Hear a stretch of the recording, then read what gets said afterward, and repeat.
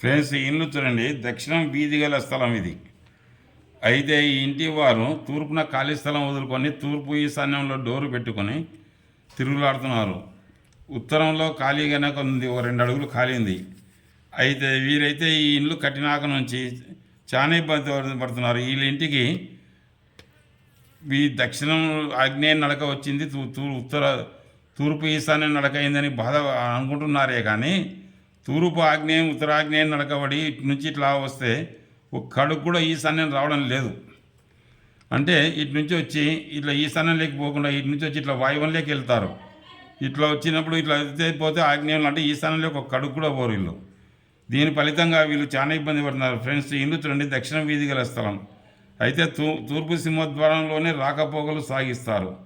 అయితే దక్షిణ వీధి గల ఇంటికి దక్షిణం ఆగ్నేయంలో లేదా దక్షిణంలోనే సింహద్వారం రాకపోకలు సాగించాలి, కానీ తూర్పు ద్వారంలో వీరు నడక సాగిస్తున్నారు. తూర్పు ఈశాన్యంలో నడక సాగిస్తుంటే ఆ తూర్పు ఆగ్నేయం దక్షిణ ఆగ్నేయం నడక వచ్చి దోషాలు వర్తిస్తున్నాయి. ఇంటి లోపలికి వచ్చేటప్పుడు దక్షిణ ఆగ్నేయం నుంచి ఇంటి లోపలికి వస్తారు, కానీ బయటికి వెళ్ళినప్పుడు ఒక అడుగు కూడా ఈశాన్యంలోకి వెళ్ళరు. అప్పుడు ఆగ్నేయ దోషాల వల్ల చాలా ఇబ్బంది పడుతున్నారు. అనారోగ్య కారణంగా డాక్టర్లకు ఆసుపత్రులకు లాభం చేకూర్చడం, చెడు వ్యసనాలకు అన్నిటికీ ఇబ్బందులు కలుగుతున్నాయి.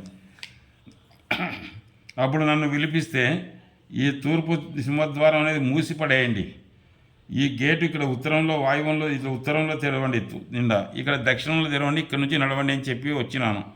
అంటే తూర్పు సింహద్వారం బంద్ చేసి తూర్పు డోర్ తీసివేసి నిండా దక్షిణంలోనే సింహద్వారం ఏర్పరిచి చెప్పి మీకు మంచి జరుగుతుందని చెప్పి వచ్చినాను. ఎప్పుడైతే దక్షిణ సింహద్వారం ఇంటికి దక్షిణంలోనే ఉండాలి, కానీ వీధి ద్వారం కానీ సింహద్వారం కానీ గేటు కానీ దక్షిణ ఆగ్నేయంలో తూర్పు డోరు పెట్టి తిరిగాడితే ఇవి వాయువు ఆగ్నేయ నడకలు వచ్చి చెడు ఫలితాన్ని ఇస్తాయి. అంటే తూర్పు ఈశాన్యం దిగుతున్నారే కానీ తూర్పు ఆగ్నేయం తిరిగి దక్షిణాగ్నేయం పోతారు.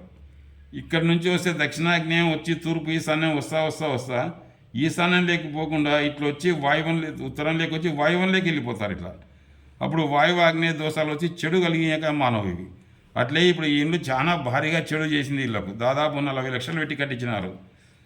ఒక స్వామి వచ్చి దీనికి వచ్చి ఏం లేదు బాగుంది అని చెప్పిపోయినానంట, కానీ అయినా వాళ్ళకి ఇబ్బందులు జరుగుతూనే ఉన్నాయి. జరుగుతుంటే దీన్ని ఇలా చేసుకోమని చెప్పి మీకు మంచి జరుగుతుందని చెప్పి వచ్చినాను.